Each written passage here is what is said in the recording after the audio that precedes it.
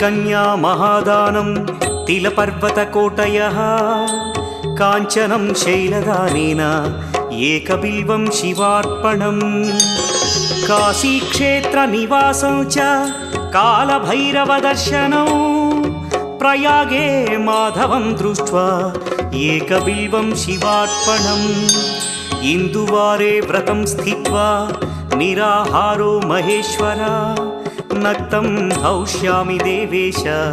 एकबिल्वं शिवार्पणम् रामलिङ्गप्रतिष्ठा च वैवाहिककृतं तथा तटाकादि च सन्तानम् एकबिल्वं शिवार्पणम् अखण्डबिल्वपत्रं च आयुतं शिवपूजनं कृतं नाम सहस्रेण एकबिल्वं शिवार्पणम् उमया सह देवेश नन्दिवाहनमेव च